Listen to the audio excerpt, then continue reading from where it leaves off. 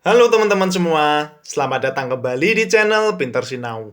Di video kali ini, kita akan membahas bagaimana cara menggunakan template kasir di Google Sheets. Jadi, template ini bisa kita pakai buat mengelola data penjualan dari bisnis yang kita punya ya teman-teman ya. Template ini cocok buat teman-teman yang mungkin baru mulai usaha, yang notabene-nya belum prefer untuk menggunakan aplikasi-aplikasi berbayar. Teman-teman bisa coba pakai template ini terlebih dahulu. Nah, bisa teman-teman lihat di template ini ada beberapa update ya teman-teman ya. Dari segi kasirnya sendiri, kita sudah tambahkan satu slot buat mengisi via pembayaran ya teman-teman ya. Jadi nanti teman-teman bisa pilih mau itu cash ataupun QRIS, nanti ada pilihannya di sini teman-teman. Kemudian dari laporannya, kita juga sudah tambahkan filter baru. Jadi ada rentang waktunya, nanti bisa teman-teman tambahkan mau menampilkan data transaksi dari kapan sampai kapan. Kemudian via pembayarannya apa. Jadi benar-benar bisa di tracking secara detail ya teman-teman ya. Bagi teman-teman yang sudah pernah membeli template ini, teman-teman tinggal buka lagi link filenya dan bikin salinan filenya lagi ya teman-teman ya. Oke, langsung saja kita coba. Jadi kita buat salinan filenya terlebih dahulu. Jangan lupa selalu baca panduan di sheet pertama ya teman-teman ya, karena di sini ada langkah-langkah untuk membuat salinan filenya. Jadi caranya kita klik menu file, kemudian pilih buat salinan. Nah, ini namanya bisa teman-teman ganti sesuai dengan keinginan teman-teman. Kalau sudah, kita klik yang buat salinan.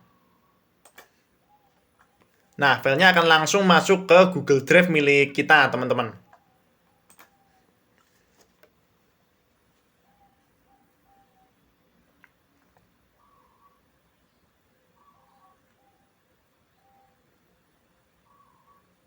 Nah, sebelum kita coba, saya ingin menjelaskan sedikit bagaimana cara kerja dari template ini ya teman-teman ya. Jadi langkah pertamanya kita isi daftar produknya terlebih dahulu. Jadi nama produknya apa, kemudian harganya berapa, kita tulis di sini. Supaya nanti ketika kita mengisikan di kasir, kita pilih nama produknya, dia harganya langsung muncul teman-teman. Di kasir ini nanti kita tinggal menambahkan jumlahnya dan total dari produk-produk yang dibeli akan terjumlah di sini teman-teman. Untuk pembayarannya kita masukkan nominal bayarnya. Kalau cash ya, nanti ada kembalian. Kemudian pilih via pembayarannya. Nanti setelah kita simpan, data penjualannya akan tercatat di struk seperti ini ya teman-teman ya. Jadi ada struknya, ini nanti bisa dicetak ataupun disimpan di PDF ya teman-teman ya, untuk setiap transaksinya. Lalu untuk laporannya, teman-teman nanti bisa pilih jangka waktunya, dari kapan sampai kapan, kemudian via apa, ini karena datanya masih kosong ya, belum keluar. Nanti bisa teman-teman tracking berdasarkan kriteria-kriteria ini. Dan jika kriteria-kriteria ini masih kosong, nanti tabelnya akan menampilkan data secara keseluruhan, teman-teman. Kita mulai dari mengisi daftar produknya ya, teman-teman ya. Daftar produknya di sini dari namanya dulu. Katakanlah kita jual makanan ya, teman-teman ya. Contohnya nasi goreng. Dikasih harganya sekalian, teman-teman. Contoh lagi. Mungkin mie rebus ya.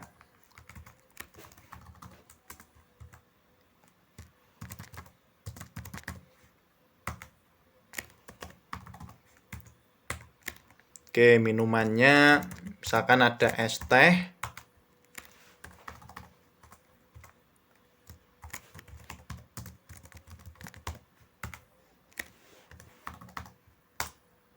Nah, misalnya produknya seperti ini, teman-teman. Jadi nanti teman-teman sesuaikan saja untuk nama dan harganya. Sekarang kita ke kasir, teman-teman. Sebelum kita menggunakan sheet kasir ini, teman-teman harus mengedit nama perusahaannya dulu. Jadi di stroke kan ada nama tokonya, kemudian alamat, dan juga untuk nomor WA ya di sini ya. Ini nanti bisa diganti nomor telepon, email, ataupun media sosial. Jadi ada 3 baris untuk header stroke-nya ya teman-teman ya. Jadi kita buka AppScript terlebih dahulu. Teman-teman ke menu ekstensi, pilih AppScript.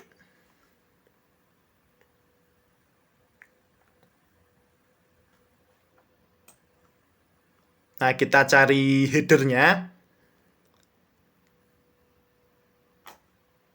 Ini ya teman-teman ya. Jadi sudah kita kasih keterangan stroke. Yang diganti datanya saja. Jangan mengubah yang lain-lain ya teman-teman ya. Nanti nggak bisa bekerja seperti apa yang kita minta. Yang diedit data tokonya saja. Contoh, ini namanya kita ganti.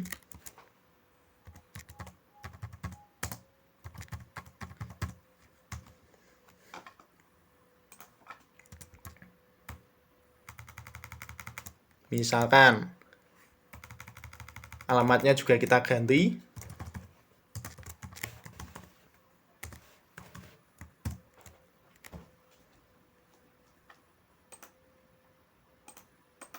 Nah, kalau sudah, kita simpan dulu. Kita save ya. Oke, kalau sudah kita simpan, ini kita close saja. Dan kita coba input transaksinya, teman-teman. Contoh transaksi pertama, nah misalkan ada pembelian nasi goreng, kemudian mie rebus. Nah, minumnya mungkin es teh. Nah, ini jadi ada 2 orang yang makan ya, teman-teman ya, dalam satu rombongan ya, atau satu bill. Jadi nasi goreng 1, mie rebus 1, es tehnya 2. Nah, di sini ada total bayarnya 34.000 ya. Misalkan ini bayarnya cash, teman-teman. Katakanlah 50.000. Berarti ada kembalian 16.000. Kalau cash, di sini kita pilih cash. Nah, hal yang perlu teman-teman perhatikan sebelum mengklik tombol simpan, pastikan kursor kita itu di luar kolom-kolom pengisian ini ya teman-teman ya.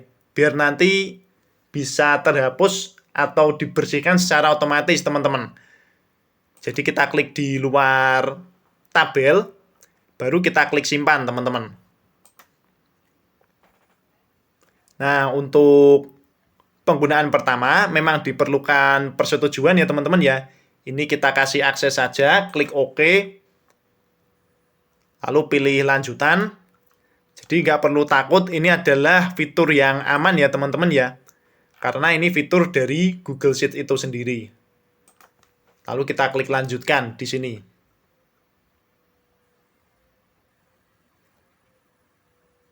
Oke, dia sudah hilang, berarti sudah tersimpan teman-teman. Kita cek struknya. Nah, dia sudah sesuai ya namanya ya. Dengan apa yang kita masukkan di AppScript tadi.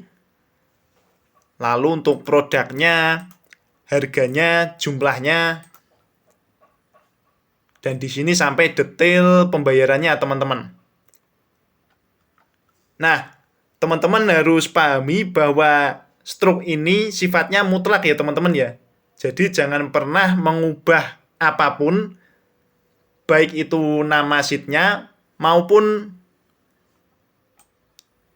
elemen-elemen yang ada di dalamnya teman-teman. Jadi biarkan seperti ini.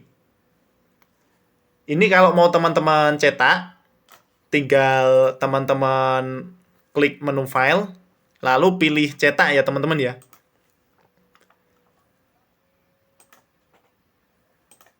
Ini pilih yang sheet sekarang. Kemudian ukuran kertasnya ini saya tidak bisa memberikan sesuatu yang pasti ya, yang fix, karena ukuran atau setting printer itu beda-beda. Nanti ini teman-teman coba, teman-teman sesuaikan sendiri. Kira-kira yang cocok yang mana. Jadi coba teman-teman print dulu, hasilnya seperti apa. Nah, ini bisa potret.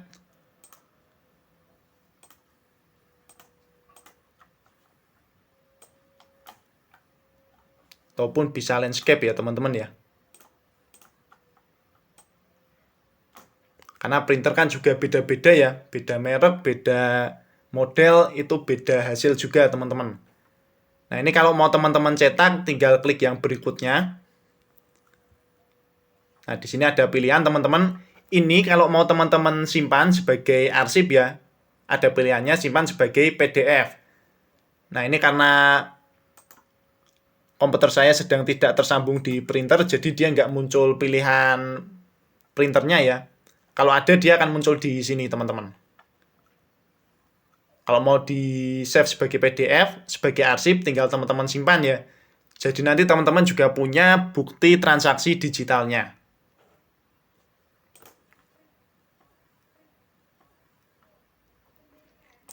Kita ke laporan. Nah, ini nanti bisa di tracking ya teman-teman ya. Mau dari kapan sampai kapan dan via-nya by apa. Karena ini baru satu transaksi, dia baru muncul satu ya teman-teman ya. Kita coba input yang QRIS teman-teman. Misalkan ini ada yang pesan takeaway.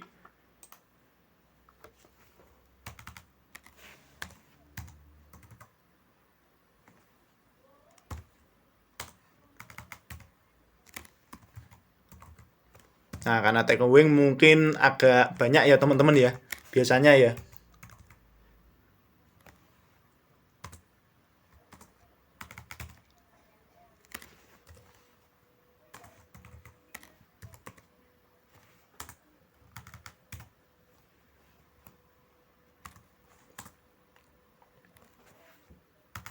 Oke, misalkan seperti ini.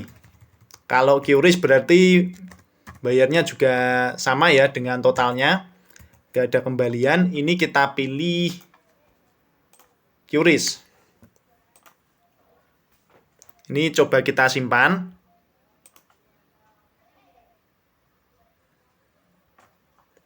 Nah, ini struktur barunya. Dia sudah tercatat ya teman-teman ya.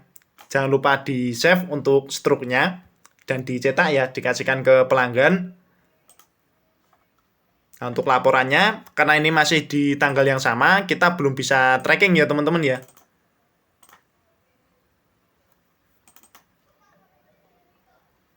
Nah, ini kalau tanggal sebelumnya, karena hari ini tanggal 7 ya, maka kalau kita set tanggal sebelumnya, dia tidak keluar datanya.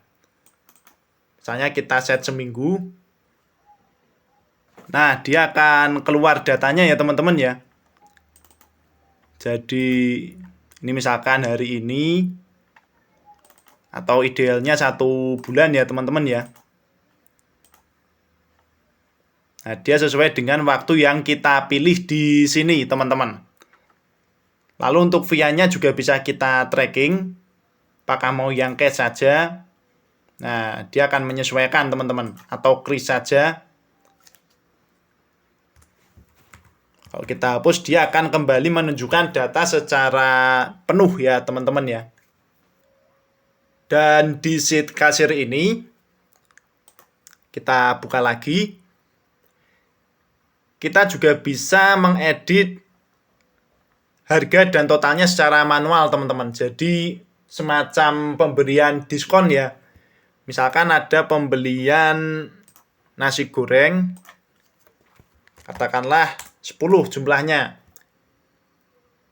Nah, jadi di kolom E ini bisa kita edit teman-teman. Misalnya totalnya untuk nasi goreng kita kasih diskon, misalkan jadi 125 misalnya. Bisa teman-teman. Atau kalau misalkan belinya lebih dari 1 item ya, totalnya yang mau kita diskon juga boleh. Misalkan bayar 300 saja. Nah, tapi kalau saran saya, teman-teman jika ingin ngasih diskon yang diedit di totalnya saja, teman-teman. Karena biar nanti antara jumlah item dan totalnya sesuai ya, teman-teman ya. Jadi jangan diedit di sini, yang diedit di per itemnya saja. Karena ini kan 140, 180, kan harusnya 320 ya, teman-teman ya. Tapi kalau ini kita edit per itemnya,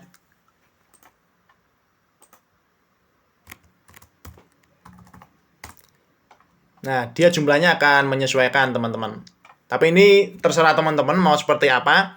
Yang penting kita fasilitasi untuk mengedit total item dan juga total bayarnya ya, teman-teman ya. Coba kita simpan di sini.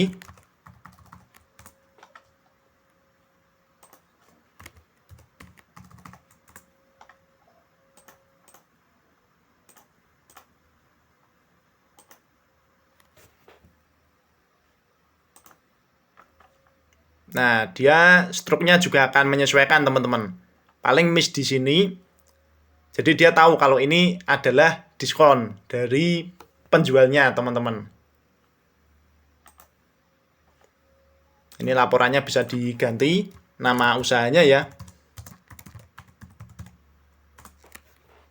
Lalu yang nggak kalah penting masalah database, teman-teman.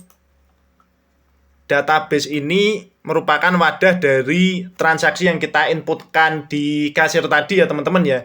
Jadi tempat penyimpanan utama dari data-data yang kita masukkan. Data ini bisa teman-teman ubah ataupun teman-teman hapus. Jadi kalau sewaktu-waktu ada transaksi yang keliru, teman-teman bisa edit di sini. Yang perlu teman-teman perhatikan di sini adalah ketika menghapus data ya. Misalkan ada data yang dihapus di tengah-tengah. Kalau yang di paling bawah, oke, ini tidak akan terlalu berpengaruh ya. Misalkan yang bawah ini kita hapus, datanya tetap akan bekerja seperti biasa karena baris paling bawahnya sudah kosong. Tetapi jika yang teman-teman hapus itu di tengah-tengah, seperti ini ya, teman-teman harus merapikan data yang lain. Jadi ini kita copy paste di atasnya ya, teman-teman ya.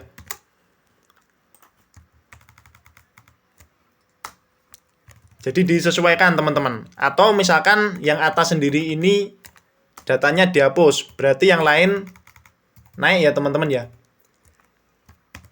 Di copy paste ya, teman-teman ya, jangan di cut ya.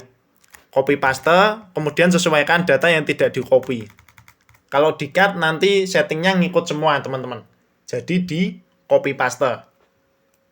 Oke, teman-teman, demikian video kali ini. Semoga bisa membantu. Apabila teman-teman ingin membeli template kasir ini, linknya sudah kita tambahkan di deskripsi ya. Jadi teman-teman bisa langsung klik saja linknya dan dapatkan template kasir ini.